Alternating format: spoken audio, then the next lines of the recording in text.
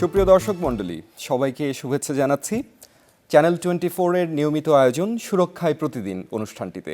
এই অনুষ্ঠানে আমরা বাংলাদেশ এবং বহির্বিশ্বের স্বাস্থ্য ব্যবস্থা নিয়ে যে আলোচনাগুলো চলছে সেগুলো আমরা তুলে আনার চেষ্টা করি। আমাদের দেশে এবং সারা পৃথিবীতেই বর্তমানে কোভিড-19-এর মহামারী বা অতিমারি চলছে। এই অতিমারি শুরু হওয়ার পর থেকে সবচেয়ে বেশি আলোচিত যে বিষয়টি ছিল বা যে আকাঙ্ক্ষাটি ছিল সেটি হচ্ছে একটি ভ্যাকসিন পাওয়ার আকাঙ্ক্ষা। ভ্যাকসিন আবিষ্কার হয়েছে, তৈরি হয়েছে, বাংলাদেশেও এসেছে, কিন্তু এর সক্ষমতা নিয়ে প্রশ্ন দেখা দিয়েছে, বিভ্রান্তি সৃষ্টি হয়েছে, নানা প্রশ্ন সৃষ্টি হয়েছে। আজকে আমরা আলোচনা করব বাংলাদেশের টিকা পাওয়ার সক্ষমতা, ভ্রান্তি ও বিতর্ক বিষয়টি নিয়ে। আর আপনাদের সাথে আমি আছি ডক্টর তৌফিক জোয়ারদার, জনস্বাস্থ্য ও স্বাস্থ্য ব্যবস্থা বিশেষজ্ঞ। আর আমাদের সাথে আজকে যুক্ত হবেন ডক্টর মোহাম্মদ মোর্শেদ, ক্লিনিক্যাল অণুজীব বিজ্ঞানী ও programme head, British Columbia centre for disease control public health laboratory, Vancouver. তাছাড়া তিনি ক্লিনিক্যাল প্রফেসর, প্যাথোলজি ও ল্যাবরেটরি মেডিসিন বিভাগ, ব্রিটিশ কলাম্বিয়া বিশ্ববিদ্যালয়, কানাডা। আমাদের সাথে আরও যুক্ত হবেন professor doctor Ashfaq Hossain, immunologist, chairperson and deputy director research, RAK medical and health sciences university, সংযুক্ত আরব আমিরাত। আপনাদের দুজনকেই আমি শুভেচ্ছা জানাচ্ছি, স্বাগতম জানাচ্ছি। আপনারা দুজনেই যুক্ত হয়েছেন দেশের বাইরে থেকে। তো আমি প্রথমেই প্রফেসর ডক্টর আশফাক হোসেন আপনার কাছে যেতে চাচ্ছি। আপনি UAE বা আরব আমিরাত থেকে যুক্ত হয়েছেন। আমরা জানি যে আরব আমিরাতের একটা ভালো দিক, যেটা নিয়ে আমরা প্রচুর শুনতে পাচ্ছি, যে সবচেয়ে বেশি one of the highest number of population, number ঠিক না, প্রপোর্শন অফ দেয়ার পপুলেশনকে তারা ভ্যাকসিনেট করতে পেরেছে, এবং এটা নিয়ে খুব আলোচনা হচ্ছে, প্রচুর সুনামও হচ্ছে। তো আপনি তো ওখানে কাজ করছেন এবং ইমিউনোলজি নিয়েই কাজ করছেন, ভ্যাকসিনের সাথে যার নিবিড় সম্পর্ক আছে। তাই আমি আপনার কাছে জানতে চাচ্ছি যে কি হয়েছিল, কিভাবে তারা এই ভ্যাকসিনেশনকে অ্যাড্রেস করেছিল, ভ্যাকসিনেশনকে তারা তাদের দেশে রোল আউট করেছিল, যার ফলশ্রুতিতে তারা এত চমৎকার একটি সক্ষমতা অর্জন করেছে এবং সাফল্য অর্জন করেছে, এবং বাংলাদেশের সাথেও কিছু তুলনা আপনি করতে পারেন চাইলে। আসসালামু আলাইকুম। তো ইউএর ব্যাপারটা এখানে হচ্ছে they take everything very very seriously and promptly. আর এখানে তো ওদের মানে ব্যবস্থাপনার কোনো অসুবিধা নেই। ওদের কিছু কিছু ইয়ে আছে আর কি, মানে ম্যানেজমেন্ট কোম্পানিজ যারা আপনার সরকারকে সবসময় উপদেশ দিচ্ছে, বাইরের অনেক কনসালটেন্ট আছেন, ওরা যে কোনো ব্যাপারেই ওরা দেখবেন সবার আগে। তো মনে করেন ভ্যাকসিন, এটা কোভিড-19 শুরু হওয়ার সাথে সাথে ওরা চায়নার সাথে, যে সাইনোফার্মের সাথে চুক্তি করে, রাশিয়ার কোম্পানির সাথে চুক্তি করে এখানে, এবং এখানে ভ্যাকসিন ট্রায়াল মানে ওয়ান অফ দ্য আর্লিয়েস্ট, মানে ফেজ 1 যেটা দেওয়া হয় সবচেয়ে আগেই করা হয়েছে সেখানে। এবং ওরা মানে কোন ভ্যাকসিন, টিভি নিউজ পেপার সবখানে মানে অলমোস্ট একটা উন্মাদনার অবস্থা সৃষ্টি করে। কোন ভ্যাকসিন মানে যেটা আমরা বলি, আমি একটু জানতে চাচ্ছিলাম যে কোন ভ্যাকসিন ওখানে ট্রায়াল হয়েছে এবং কোন ভ্যাকসিন ওখানে রোল আউট হয়েছে। ট্রায়াল হচ্ছে আপনার চাইনিজ ভ্যাকসিন, যেটা সাইনোফার্মের ভ্যাকসিনটা ট্রায়াল হয়েছে। এখন হচ্ছে আপনার রাশিয়ার যে স্পুটনিক ভ্যাকসিন, সেটারও ট্রায়াল। দুটোই কি ওখানে ট্রায়াল হয়েছিল? Phase 1, phase 2, phase 3 and phase 3 হচ্ছে ফর সাইনোফার্ম, আর রাশিয়ানটা ফেজ 1 শুরু হচ্ছে আর কি। আর এখানে দেওয়ার মধ্যে আপনার ওই আপনার ফাইজারেরটা আর সাইনোফার্ম, এই দুইটা ভ্যাকসিন দেওয়া হচ্ছে আর কি লোকজনকে, ডিপেন্ডিং আপন কোন এমিরেট। এক এক এমিরেট এক একটা ফলো করছে আর কি। তো মনে করেন এখানে এমিরেট আছে, সেভাবে হচ্ছে আর কি। তো এরা যে কোনো কিছুতেই ওরা খুবই সিরিয়াস এবং খুবই দ্রুততার সাথে, ক্ষিপ্রতার সাথে কাজ করে আর কি, যে কোনো কিছুতেই আর কি। তো সেভাবে আর কি, এখানে তো ওদের অন্য সিস্টেম, তো সেভাবে আর কি ওরা ম্যানেজ করে নিচ্ছে। এবং খুবই খুবই প্রশংসা এখানে, মনে করেন আমাদের পরিচিত সবাই ভ্যাকসিনেটেড, আমরা সবাই ভ্যাকসিনেটেড। ভ্যাকসিনেশন কার্ড আমাদের আছে, ট্রাভেল করতে গেলে শো করতে হয়, এসব কিছু তো মানে খুব একটা সিস্টেমেটিক অবস্থার মধ্যে আর কি। তো একটা জিনিস দেখা যাচ্ছে যে সেখানে মাল্টিপল ভ্যাকসিন ওখানে রোল আউট হয়েছে, অনেকগুলো ভ্যাকসিন, 3-4টা ভ্যাকসিন সম্ভবত ওখানে রোল আউট হয়েছে, যেটা আপনার কি মনে হয় যে এটা একটা কারণ যে তারা বিভিন্ন উৎস থেকে আসলে ভ্যাকসিনগুলো সংগ্রহ করতে পেরেছে? ওরা ওদের প্রারম্ভিক প্রস্তুতি ছিল, সেজন্য সবখানে ওরা মানে অ্যাডভান্স ওরা পেমেন্ট করে রেখেছে আর কি, যে মানে কোনোভাবেই যেন মিস না হয়। কারণ এরা তো এটা একটা টুরিস্ট জায়গা, এখানে অনেক লোকজন আসবে, ওদের ওই যে এক্সপো 2020 হবে, অনেক কিছু ব্যাপার, ওরা এই জন্যই কোনোভাবেই ওরা ইয়ে দিতে চাচ্ছে না আর কি, যে they don't to take any chances যে এখানে টুরিস্টরা আসা যেন বন্ধ হয়, মানে এত এত ব্যবসা হোটেল সবকিছু বন্ধ হয়ে যাবে, দে ডোন্ট ওয়ান্ট দ্যাট। সেই জন্য সবভাবে এটাই ওদের মেইন থিম, সর্বতভাবে গ্রহণ করে আছে আর কি ওরা সেভাবে করার জন্য। আচ্ছা, ধন্যবাদ ডক্টর আশফাক। আমি ডক্টর মোর্শেদের কাছে যাব। আপনি কানাডা থেকে যুক্ত হয়েছেন। কানাডাতেও কিন্তু ভ্যাকসিন রোল আউট হয়েছে এবং এটা নিয়েও পজিটিভ নেগেটিভ নানা রকম আলোচনাই কিন্তু হয়েছে। একটা আলোচনা ছিল যে কানাডা ভ্যাকসিন হোর্ডিং করছে, অর্থাৎ প্রচুর পরিমাণে ভ্যাকসিন প্রয়োজনের তুলনায় তারা সংগ্রহ করে রেখেছে। আবার তাদের স্ট্র্যাটেজি যেভাবে তারা রোল আউট করছে সেটা নিয়ে হয়তো প্রশংসারও কিছু জায়গা থাকতে পারে। তো আপনি আপনার জায়গা থেকে, আপনি কাছের থেকে দেখেছেন, আপনি আপনার জায়গা থেকে এটার একটু মূল্যায়ন করবেন এবং বাংলাদেশের সাথে বাংলাদেশ এখান থেকে কিছু শিখতে পারে কিনা সেই বিষয়ে একটু আলোকপাত করবেন। ডক্টর মোর্শেদ। Thank you. হ্যাঁ, থ্যাংক ইউ তপিক স্যার, আমাকে আপনাদের অনুষ্ঠানে যুক্ত করার জন্য এবং আপনাদের দর্শকদেরকে আমি ধন্যবাদ জানাতে চাই। তো প্রথমে আমাদের কানাডার কথাটা বলি। কানাডাতে আসলে ভ্যাকসিন, আমাদের প্রফেসর আশফাক হোসেন যেটা বললেন যে ভ্যাকসিন ওখানে যেমন রমরমা, মানে সবাই ব্যস্ত কিভাবে কত তাড়াতাড়ি ভ্যাকসিন পাওয়া যাবে। কানাডাও কিন্তু ইনিশিয়ালি ওইভাবেই অ্যাডভান্স অর্ডার করে এবং পে করে রেখেছিল প্রায় 5টা কোম্পানিকে, যারা প্রসপেক্টিভ, যাদের ভ্যাকসিন রেডি হবে, যেমন Moderna, Pfizer, Johnson and Johnson, AstraZeneca, এগুলোকে অর্ডার দিয়ে রেখেছিল। কিন্তু যে কোনো জিওপলিটিক্যাল কারণে আমরা ওই পরিমাণে কিন্তু ভ্যাকসিন পাইনি যে পরিমাণে বাজার থেকে শোনা যায় যে কানাডাতে ভ্যাকসিন ভরে গেছে। যেমন আমি আমার নিজের এক্সাম্পল বলি, being health care worker, I got vaccine on March. তো যেখানে ডিসেম্বর থেকে ভ্যাকসিন দেওয়া শুরু হয়েছে, দেন ইউ ক্যান ইমাজিন যে কিভাবে এখানে স্ট্রিক্টলি ভ্যাকসিন গুলাকে এমপ্লয় করা হয়েছে ডিপেন্ডিং যে কাদের লাগবে। আমরা যেমন প্রথমে কানাডাতে আমরা যারা লং টার্ম হাউসে যারা থাকে এবং যারা নার্সিং হোমে থাকে এবং 80+ যারা এজ এবং এদেরকে যারা দেখাশোনা করে সেই গ্রুপটাকে আমরা আগে ভ্যাকসিন দিই। তার কারণটা ছিল যে আমাদের কন্টাক্ট ট্রেসিং এবং ম্যাথমেটিক্যাল মডেলিং এ দেখা গিয়েছে ওই গ্রুপটার ভিতরে তখন ডেথ এবং ডিজিজের সংখ্যাটা বেশি ছিল।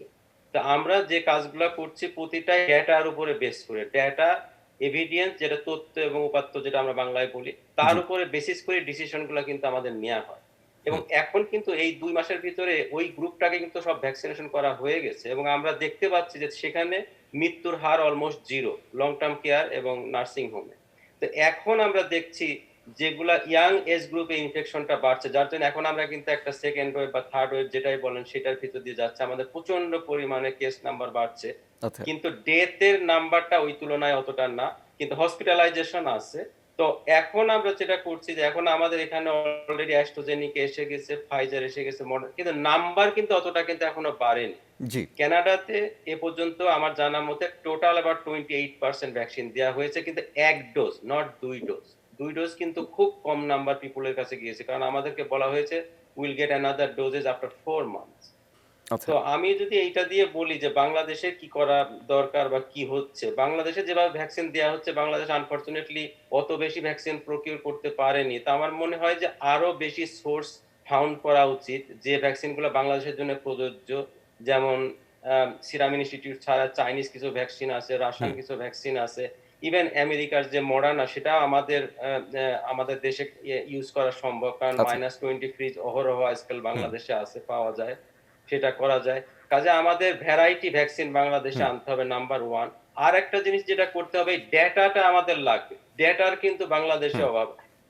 ডেটা সবার পকেটের ভিতরে আছে কিন্তু মানুষের কাছে কিন্তু এটা যায় না।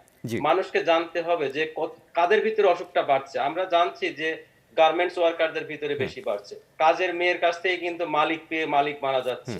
তো এই গ্রুপটাকে কিন্তু আগে দেখতে হবে, যারা সার্ভিস প্রোভাইড করছে, যেমন গার্মেন্ট ইন্ডাস্ট্রি, যারা আমাদেরকে একটা ডেটা ড্রিভেন ডিসিশন মেকিং করতে হবে, আগে কভার করতে হবে। হ্যাঁ, আপনি যেটা বলতে চাচ্ছেন যে একটা ডেটা আমাদের অ্যানালাইসিস করে আমরা ডিসিশনটা নিব। তো আমি আপনার কাছে আবার ফিরে আসবো, আমাদের একটা বিরতি নিতে হচ্ছে ডক্টর মোর্শেদ, আমরা ফিরে আসবো আপনার কাছে। তো দর্শক, আমাদের আজকের সুরক্ষায় প্রতিদিন অনুষ্ঠানে একটা বিরতির সময় হয়েছে, আমাদের সাথেই থাকুন, আমরা একটু পরেই ফিরে আসছি।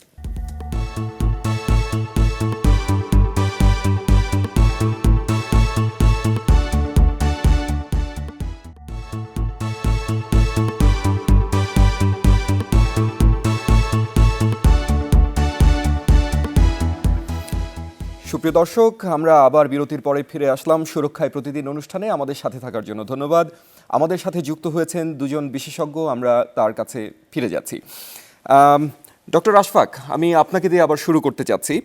ভ্যাকসিন দেয়া শুরু হয়েছে আমাদের দেশে ফেব্রুয়ারির 7 তারিখ থেকে, মানে ম্যাস লেভেলে, এবং তখন থেকেই একটা কথা মিডিয়াতে আসছে, বিভিন্নজন আলোচনা করছে। ইভেন যেদিন শুরু হয়েছে তার পরের দিনও আমরা আমাদের একদম ন্যাশনাল মিডিয়াতে ফলাও করে প্রচার করতে দেখেছি যে ভ্যাকসিন নিয়েছেন, তার পরের দিনই একজন আক্রান্ত হয়েছেন। তো এটার ব্যাখ্যা কি, এবং এটা কি আসলে সম্ভব কি না যে ভ্যাকসিন নিয়েছেন তার পরের দিনই কেউ আক্রান্ত হয়ে গিয়েছেন? ভ্যাকসিনেশনের সাথে এটার কোনো সম্পর্ক আছে কিনা, যদি একটু ব্যাখ্যা করতেন। আচ্ছা, ভ্যাকসিনেশনের সাথে এটার কোনোই সম্পর্ক নেই, এটা বলা যায় কি, যে মানে অনেকে মনে করছেন যে ভ্যাকসিনের মধ্যেই কি ভাইরাস আছে কিনা, সেরকম সেটাও এক ধরনের মিসকনসেপশন লোকজনের মধ্যে আছে।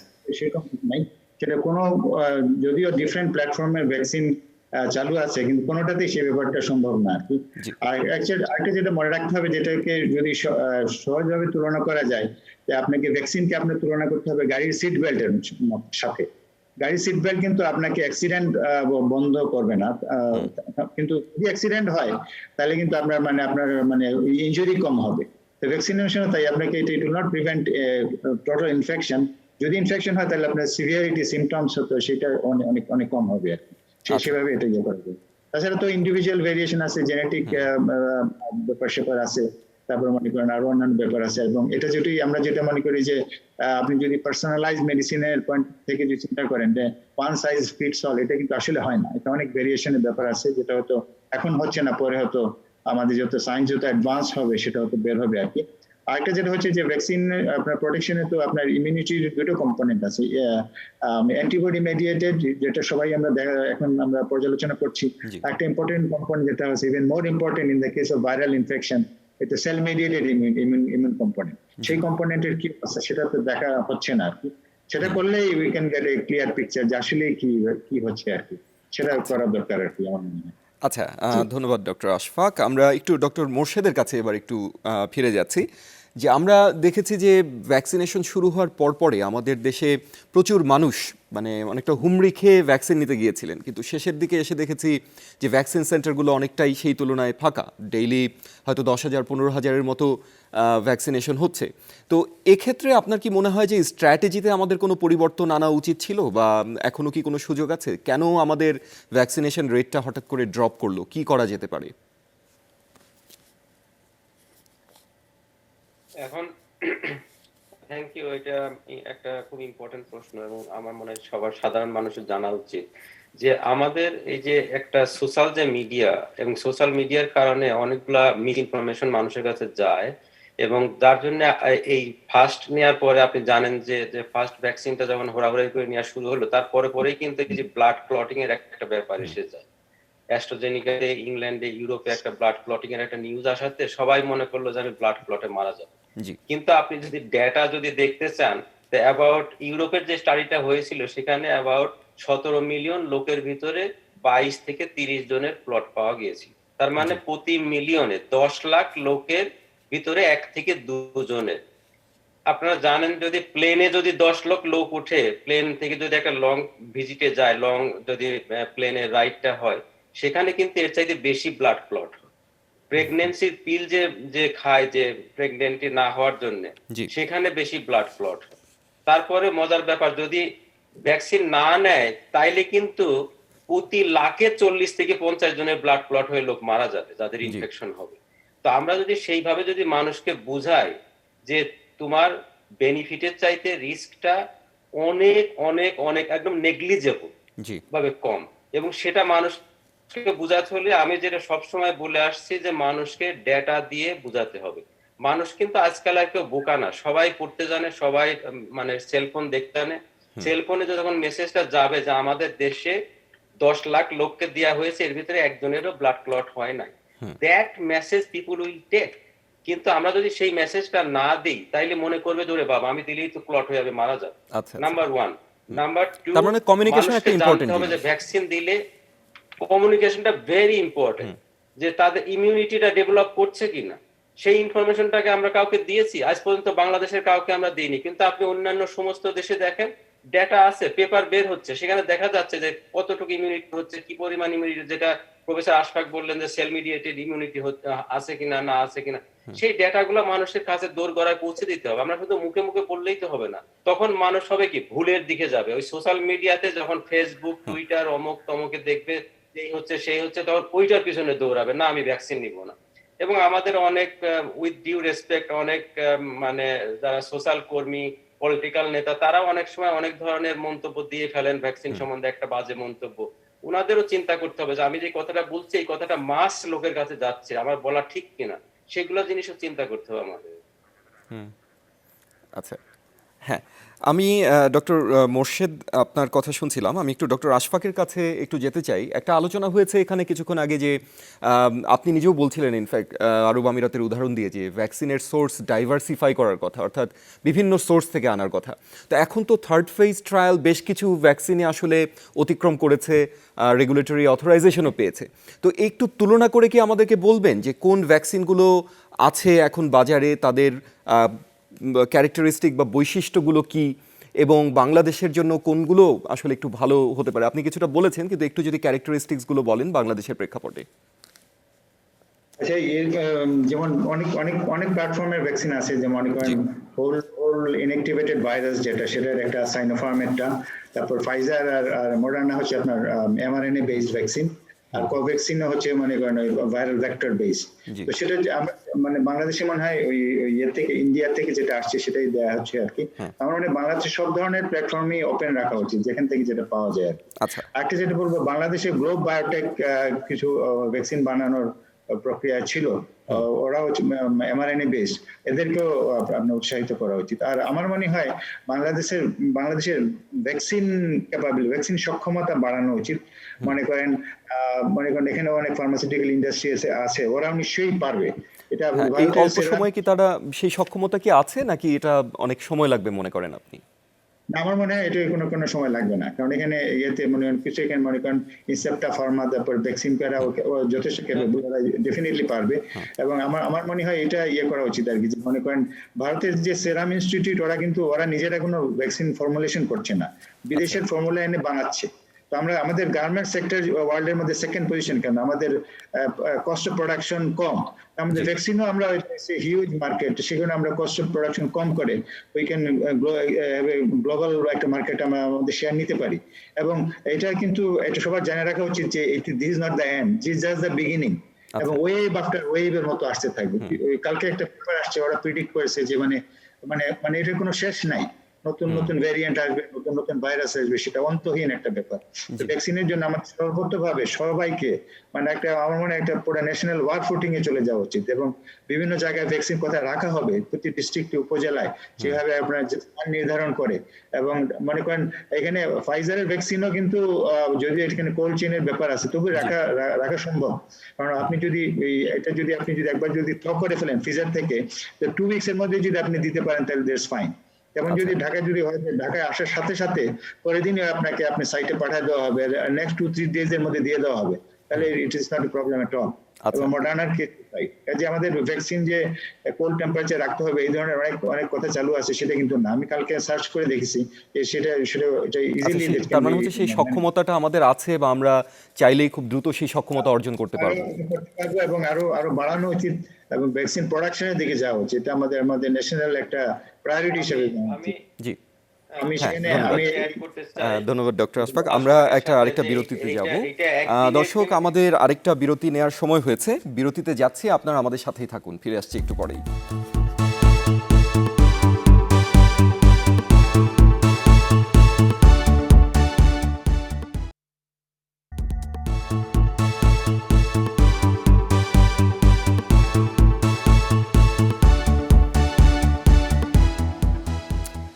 দর্শক, সুরক্ষায় প্রতিদিন অনুষ্ঠানে আপনাদেরকে আবারও স্বাগতম জানাচ্ছি, আমাদের সাথে থাকার জন্য ধন্যবাদ জানাচ্ছি।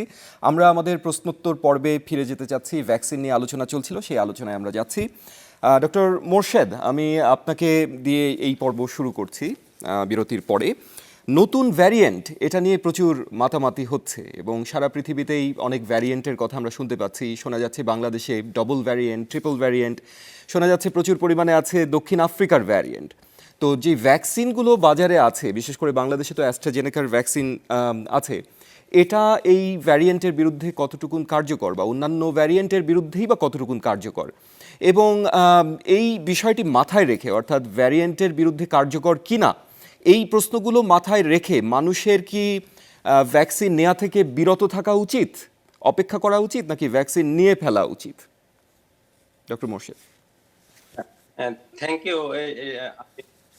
এটা খুবই একটা ইম্পর্টেন্ট কোশ্চেন এগেন। তো এইটাই যে ভ্যারিয়েন্ট যে হচ্ছে, ভ্যারিয়েন্ট জিনিসটা আগে জানতে হবে যে হোয়াট ইজ ভ্যারিয়েন্ট। ভ্যারিয়েন্টটা কিন্তু আর কিছুই না, যে একটা যখন ভাইরাস একটা হোস্ট থেকে আর একটা হোস্টে ট্রান্সফার হয় তখন তার তো জিনের এক্সচেঞ্জ হয়। এক্সচেঞ্জ হওয়ার সময় কিছু মানে ডিএনএ এর সিকোয়েন্সের বা আরএনএ এর সিকোয়েন্সের চেঞ্জ হয়, যেমন অ্যাডিনিনের জায়গায় থাইমিন হয়ে যায়, সাইটোসিনের জায়গায় হয়তো আরেকটা এসে যায়, এটা হয় আর কি। এটা কিন্তু অহরহ হয় যে একটা মানুষের নিজের সেলের থেকে একটা সেল থেকে আরেকটা সেলে যখন ভাইরাসটা যায় সেখানে চেঞ্জটা হয়। এই যে চেঞ্জটা হচ্ছে, এই মিউটেশনটা হচ্ছে, কিন্তু কিছু জায়গাতে যেমন স্পাইক প্রোটিনে যখন এই মিউটেশনটা হয়, যেহেতু স্পাইক প্রোটিনটা এই তো ভাইরাসটা মানুষের শরীরে ঢুকতে পারে, মানে লাংয়ের যে এসি2 যে আমরা ফ্যাক্টরটা আছে ওইটা দিয়ে যখন দরজাটা ওপেন হয়ে যায় ভাইরাসটা সেলের ভিতরে ঢুকলে সেখানে যে মাল্টিপ্লিকেশন করবে। তো ওইখানে যখন মিউটেশনটা হচ্ছে তখন দেখা গেছে যে বিশেষ করে যেমন আপনি বললেন যে লন্ডন ভ্যারিয়েন্ট বা সাউথ আফ্রিকান ভ্যারিয়েন্ট বা ব্রাজিলিয়ান, এখন যেমন ইন্ডিয়ান ভ্যারিয়েন্টটাকে বলতেছে ডাবল মিউটেশন আছে স্পাইক প্রোটিনের ভিতরে, যেটাতে ইনফেক্টিভিটিটাও বাড়াচ্ছে সাথে সাথে আবার ভিরুলেন্সিটাও বাড়াচ্ছে। তো এই যে ডাবল ওয়ামি যে কথাটা আমরা বলতেছি যে এইগুলা হচ্ছে, এবং এটা কিন্তু নতুন কিছু না, এটা হবেই। এটা যদি আমরা কিছু করলেও হবে, কিছু না করলেও হবে। কিন্তু ভ্যাকসিন আমরা নিব কি নিব না, হ্যাঁ ভ্যাকসিনের কিছুটা পোটেন্সি কমলেও কিন্তু মানুষ, যেটা আমরা আগে আলোচনাতে করলাম যে ভ্যাকসিন করলে যে দিলেই যে, যেমন আগে প্রফেসর আশফাক যে বললেন যে এটা একটা সিট বেল্টের মতো, যে ক্ষতিটা কম হবে। তো ভ্যাকসিনটা দিলে আমাদের কাছে এ পর্যন্ত যে ডেটা আছে, গ্লোবাল ডেটা, ডেথ রেটটা সিগনিফিকেন্টলি কমে যাবে, অলমোস্ট জিরো। কেউ মারা যাবে না, অসুস্থ হবে, হসপিটালাইজ হবে, কিন্তু মারা যাবে না। আমরা একটা মানে ভয় পাচ্ছি যে এসকেপ মিউট্যান্ট তৈরি হয়ে যায় কিনা।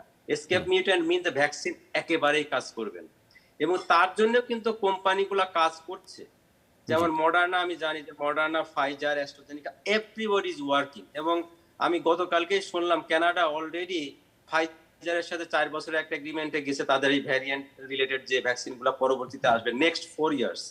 এবং আপনি আগে যে প্রশ্নটা করলেন যে আমাদের এত অল্প সময়ে আমরা কি ভ্যাকসিন তৈরি করতে পারবো কিনা, অল্প সময় বলে না, যদি 1 বছরও লাগে that would be a plus. 1 বছরও যদি আমরা রেডি পারি, আমরা ভ্যাকসিন তৈরি বা লাইসেন্স ভ্যাকসিন বাংলাদেশে করতে পারি, that will be a big bonus for us, কারণ we can serve our own population.